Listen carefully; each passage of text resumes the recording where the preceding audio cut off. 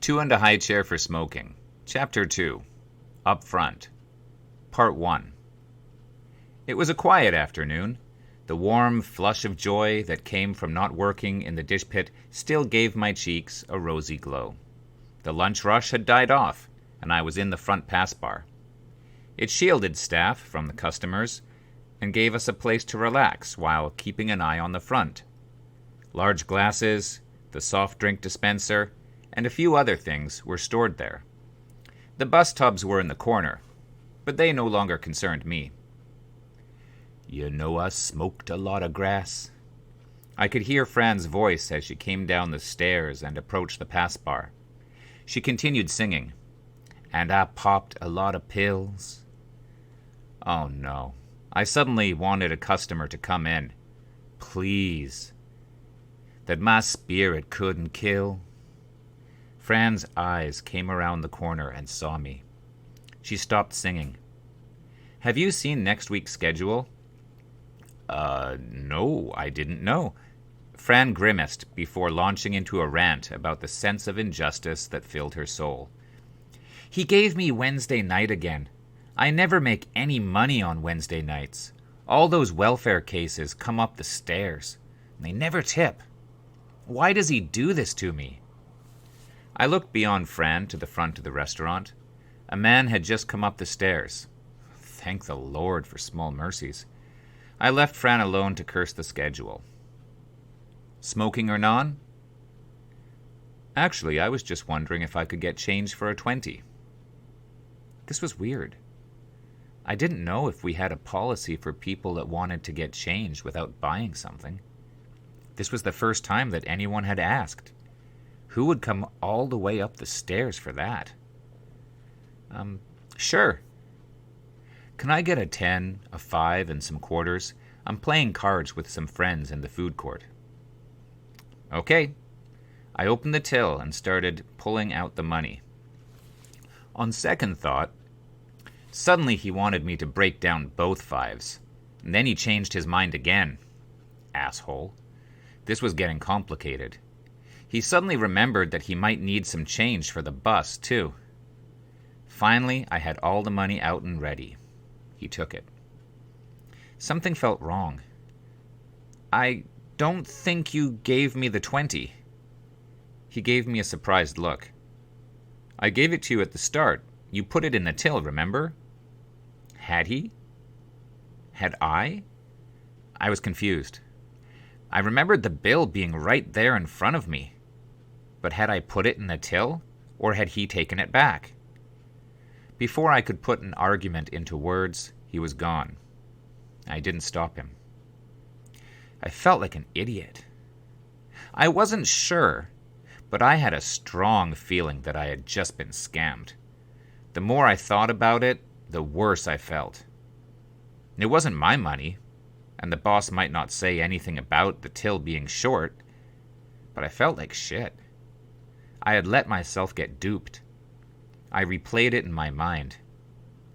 I should have made sure I had the money in front of me the whole time. I should have made sure. I hadn't. I had been an easy mark. After that, I always put people's money on the counter in front of me, where I could see it. Every time. I became a lot more aware of my actions. And I remembered what the guy looked like. If he ever came back, I'd be ready. Part 2. Could I have one of those placemats, please? They have such nice words. It was an old woman. It always seemed to be an old woman. The restaurant had disposable paper placemats, our contribution to the world's burgeoning environmental problems. And old women loved them. The placemats had a religious motif.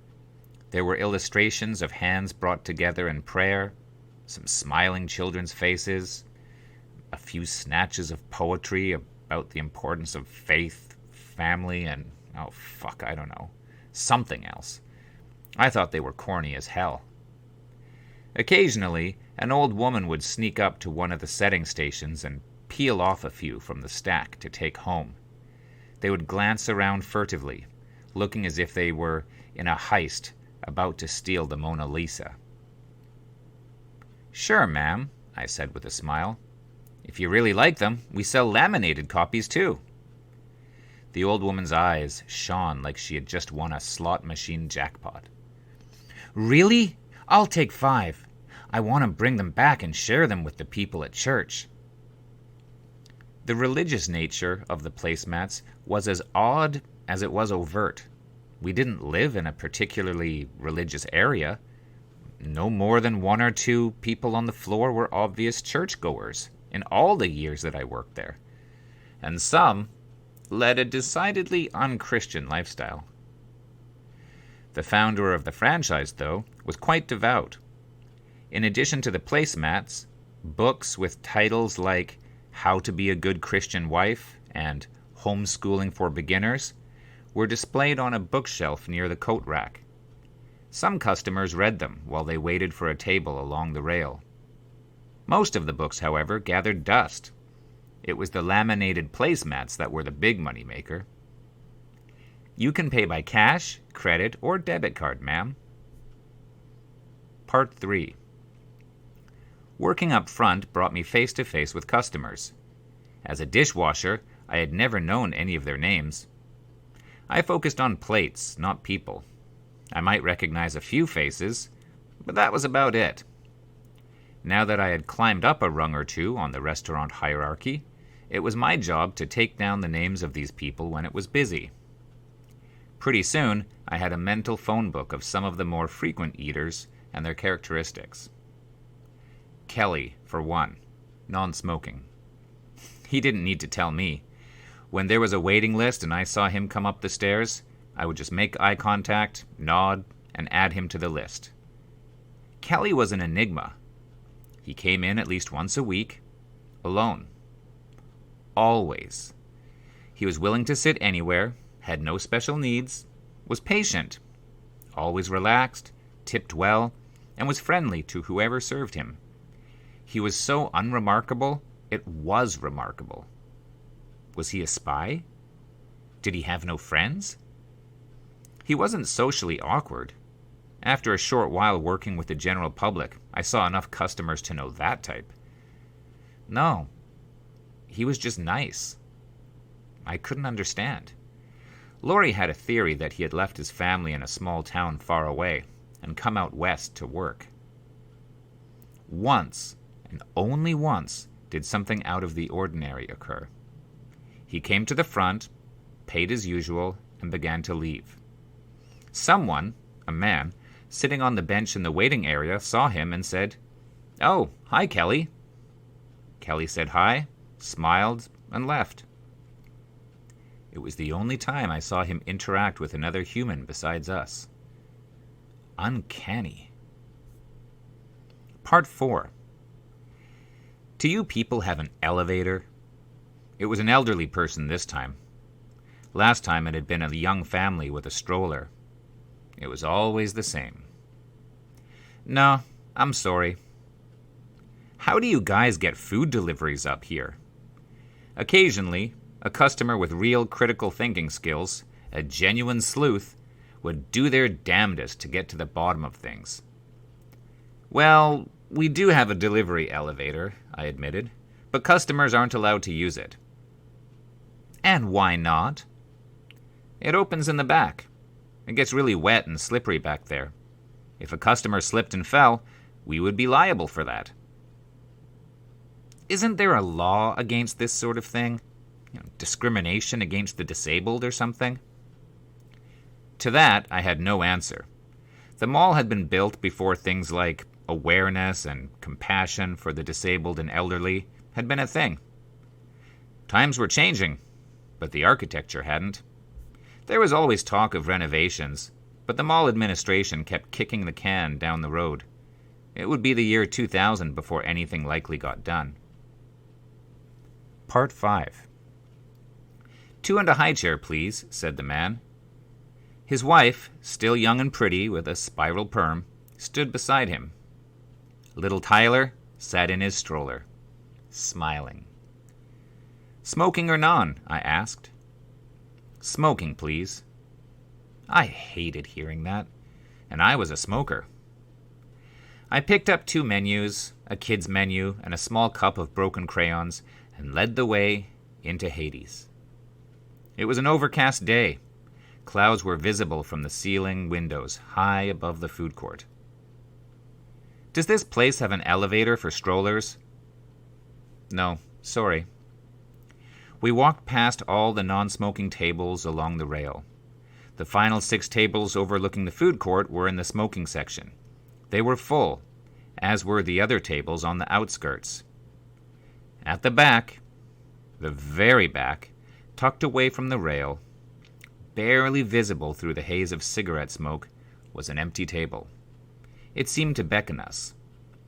I could feel the cheeriness of the family behind me falter. A woman at a table near the back, seeing us approach, suddenly looked uncomfortable. She crushed out her cigarette and exhaled a cloud of tobacco smoke. I stopped and put the menus down on the table. "I'll be right back with the Highchair." Said the mother with the spiral perm. "Could we move to a table closer to the non-smoking section when it becomes available?" I hated it when people asked for favors like that. More work. The server would have to move the order to a new table in the computer. And people like this were inclined to move to a new table on their own as soon as it became empty. Cleaning a table when people were already sitting down made me nervous. They might see how dirty the washcloth was. "No, I don't think anyone's leaving soon. Your food will be out by the time anyone gets up." "That's fine," said the father. "We don't mind if you move the food to a new table. We'll wait." It was time to pass the buck. "Check with your server first," I said, with a smile, and was out of there like a bat out of hell. Part 6. An angel in white appeared at the top of the stairs. She was looking for a job. Were we hiring? We were. It was November. Time to hire help for the Christmas rush. "May I speak with the manager?" She had an angel's voice, too. We weren't busy yet, but tables were beginning to come in for dinner. There was still time. I went to the office. The boss was there, doing something on his computer. "There's someone at the front that wants to see you," I told him. "What does he want?" "I'm not sure."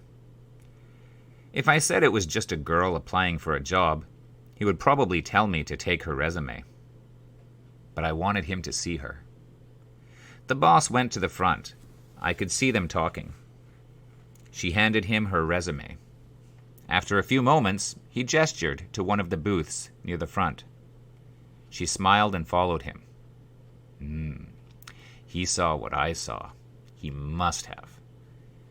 A week later, she was hired. Her name was Dawn, and she was 19. She worked with me on the floor. She was friendly. She liked to laugh, and she got along quite well with all of the staff. She wasn't a server, so she didn't have to worry about finding her place in the pecking order. Dawn had dropped out of high school. Why? I wondered. Finishing school was a no-brainer. What could you do without a diploma? Surely she was hoping for more in life than scouring the mall for seasonal work. One night, she got off at the same time as me. We left together and walked into the food court.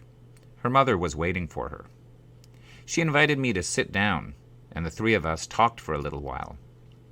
Her mom had raised her alone, Dawn said. She hinted that things hadn't always been easy. As we talked, I got a weird feeling. Dawn's mom liked me. I was certain of it. She made 1 or 2 comments about how important it was to be careful in this world, and from the subtle look that she gave Dawn, I got the feeling that she had bad taste in guys. "Do you want to ride home?" Dawn's mom asked. No thanks. I'm meeting a friend for coffee," I said.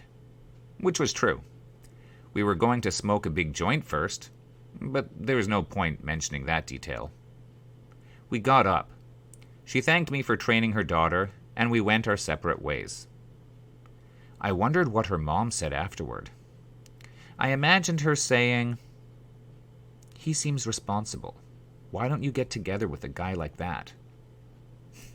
Of course, if she did say that, it would guarantee that Dawn never would. And she never did. We worked through Christmas, a tough slog of waiting lists, dirty tables, and stressed-out servers. She did well. The boss contemplated keeping her on part-time. And then, a week or two into the new year, she quit without notice. Dawn was done. I saw her looking for work in the mall the following spring, wearing a different dress, but holding the same folder full of resumes under her arm. Part 7. After a hard week, hooked up to the yoke of Monday to Friday employment, people came to the mall on the weekend, ready to transition from rat race to mall rat. Customers who came in the morning or at lunch wanted a plate full of energy to prepare them for a day of wandering through the hallowed halls. Some didn't even come to shop. It was enough just to spend a few hours roaming from store to store. 2 for smoking? I recognized the couple. They were middle-aged, married, and always came together. They didn't seem to have any kids. Yes, please. Is there anything along the rail? They were in luck. Table 24, the last one on the side, far in the back, the end of the line. For first-timers, the long walk always elicited a chuckle. Ha ha, smokers to the back of the bus, they'd say. But these two were regulars. The McCulloughs. They knew the drill. I put the menus down on the place settings. 2 coffees? They were lucky. Soon the rail would fill up. Then people would have to wait for one of the coveted spaces or accept a table where the only thing to look at was the person they came with. For some, I supposed, it was better to wait. The lunch rush came and went. The McCulloughs ate, left a decent tip, and smiled on their way out. As the rush subsided, we began to go on our breaks. The openers got off first, tipped out in the staff room, and then left. The sun, high in the sky just a few hours earlier, began to decline. The number of tables dwindled to just a few stalwarts. I walked along the rail, one word repeating itself in my mind. Leave. I looked at each table and hoped that they could hear my thoughts. Leave. Maybe I had a psychic power that I was unaware of. Once they were gone, I could go. That's just how things were. And then, just before closing, they returned. Yes, sometimes they came back. Once wasn't enough for these people. What was wrong with them?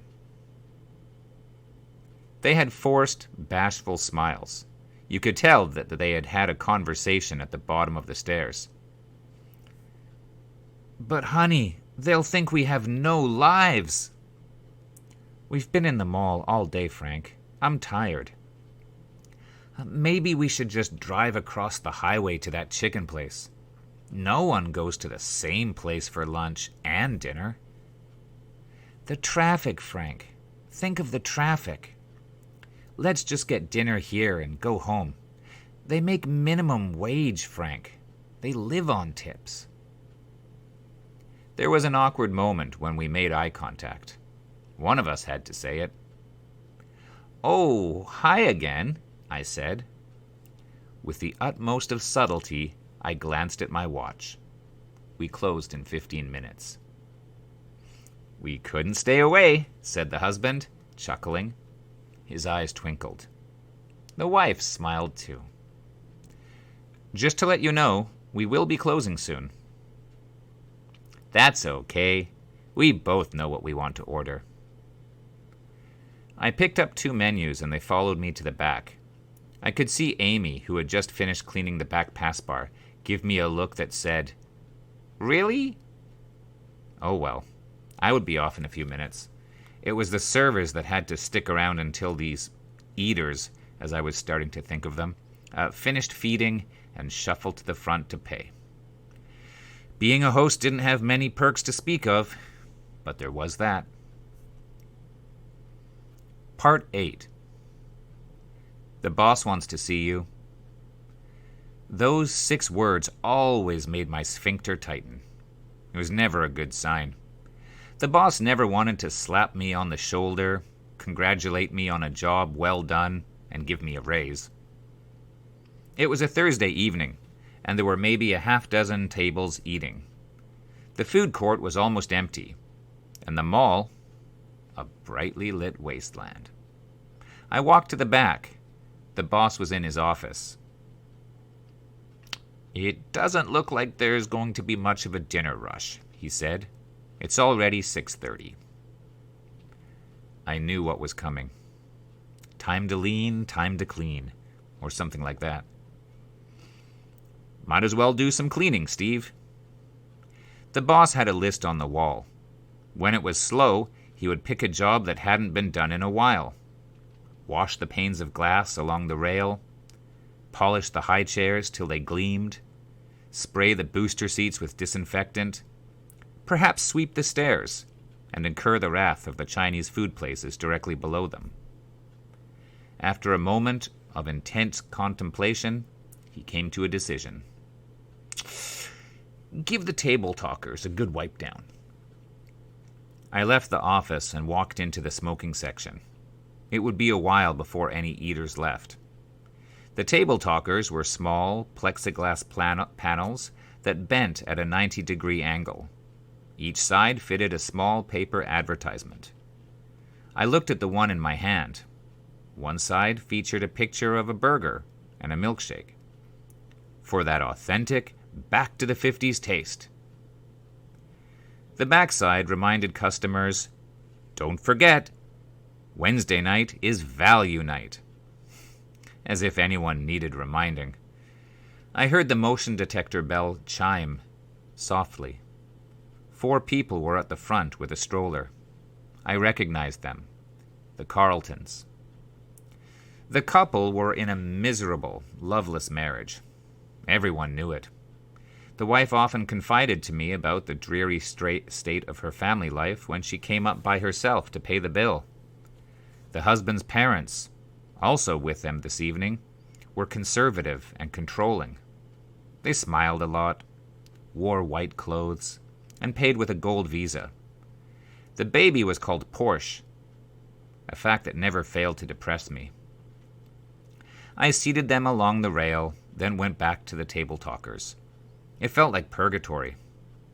Everything was clean and well lit, but slightly tedious, with undertones of melancholy. I was getting sick of working in the mall. I'm not going to remember tonight, I thought. How long before I finally get out of here? Will I remember tonight, cleaning the table talkers and making small talk with the Carltons? How much of life was forgettable, I wondered. How much was worth remembering? Ding dong. Someone was at the front. I put down the table talker. It was a guy that worked in the mall. I think he managed a shoe store, that cheap place on the first level. Fran once said that she used to party with him. She dropped a joint on his sofa one time, burning a hole in the cushion. It had pissed him off. One for smoking? Yeah. He didn't look like he was going to remember tonight either. It wouldn't always be like this, I thought as I led him to a table in the back. Life would get more interesting. Surely. I would not remember this night. I was positive about that. And if I thought I did, I would be mistaken. Life was a blur of fragmentary snapshots, randomly stuck in some mental filter. There was a new ad in some of the table talkers. Coming soon, 2 for 1 on selected menu items. See your local newspaper for coupons. Part 9. Some friends were better off as memories. They just didn't know it. They kept coming back. A year after I was promoted to host, a blast from the past came up the stairs. Nathan. "I've been collecting bottles all night," he said. "Do you want to hang out after work?" No, Nate. It's nothing personal." "I know." His shoulders slumped. He turned and walked slowly down the stairs. His mullet waved goodbye. Fran came to the front in time to see him go. "A friend of yours?" It was hard to explain. I first met Nathan when I was still in high school. He lived in a low-rent apartment that I always thought of as a halfway house. A friend of mine, Cecil, moved in when his parents kicked him out of the house. I got to know some of the people that lived there. They were always willing to buy beer, which was important for a high school student such as myself. Nathan was a heavy metal beast. He was born to thrash. It flowed in his veins. When he played guitar, there was an angry intensity to every note. Every chord thundered. He listened to it. He lived it. It was his calling, the core of his being. Eventually, Nathan moved out and rented a room in a small townhouse complex. Unlike the others from that period in my life, he didn't allow himself to fade away. He kept calling. "Let's hang out, man. Bring your guitar. Let's get some beer and jam."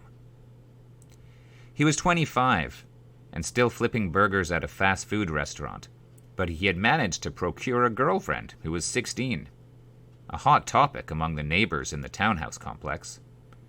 She was a rocker girl. She came from a broken home. She called him Baby. Her ex-boyfriend had taken some fairly revealing pictures of her, one of which Nathan had enlarged and taped to the wall above his bed to keep him company on lonely nights. He invited me to his birthday party, and, unable to come up with an excuse, I went. A few of his friends were there. We drank and made small talk. Outside, we heard someone drive by and scream, "Fucking skids!" Nathan turned into a wildcat and ran out of the house. When he got angry, Nathan could be quite intimidating. He wasn't big, but he had an aura of aggression that seemed to come from a very deep well of hurt. Nate came back after chasing the car, trembling with anger. His girlfriend tried to soothe him. "It's okay, baby," she said, crying. She stroked his chest with one hand. The party continued, and we forgot about the interruption after a few joints and cans of cheap beer. I avoided his calls after that. He seemed to get the hint and stopped calling. I was a host at the restaurant by then, and I wanted to put the friendship behind me once and for all. One day, out of the blue, he called me again. It had been months. He was leaving, he said, going back east to his hometown. He had already scored a job there waiting tables. He didn't mention the girl. Something sounded off. There was an unnatural urgency to everything. He had pawned his guitar, amplifier, and 4-track recorder, and now wanted to sell me the pawn shop tickets. Cheap. He said he needed the money. Nathan had a digital effects processor that he wanted to sell too. It had cost $1,000, but he was only asking for $250. It was a cool piece of gear. "Okay, Nate, you got me." I said I'd take it off his hands for $200, plus the pawn ticket for the 4-track. Deal. We made plans to meet in the food court the next day. I felt wary. Something had changed in him. Nate was hiding something. He sounded desperate. After work, I took a seat at one of the tables in the food court. It was a weekday afternoon. The place was deserted. Nate showed up with a friend in tow. Some guy with the countenance of a desperate scumbag. He hadn't been at the birthday party. They sat down opposite me. Nate had the effects processor and 4-track in 2 plastic grocery bags. I handed over the cash. He counted the bills slowly. A little short, isn't it? No. I summarized our phone conversation, point by point. No misunderstanding. That's really unfortunate, said Nate. I was sure that we had settled on $250. Actually, I was planning on hitting you up for another $50 I needed for the bus ticket. I figured that since you were getting such a good deal on the processor, you wouldn't mind. Nate, I've only got $200. The mood soured. After some humming and hawing, he finally handed over the grocery bags and looked at his friend. Want to help me collect some bottles? A few days later, I went to the pawn shop and got the 4-track out of Hawk. Now I could record some song ideas, I thought. Cool. In the machine, I found a demo tape that he had recorded at home. Sandwiched between 2 thrash instrumentals was a power ballad dedicated to his presumably now ex-girlfriend. If there's one thought tonight, I wish you were in my arms at morning light, and I'd die just to be here, forever. The 4-track turned out to be broken. I took it to a repair shop, and the technician said that the cost to fix it would be more than it was worth. It went in the trash. But I kept the cassette. Those songs were awesome. I listened to them 1,000,000 times and laughed till I cried. It was money well spent.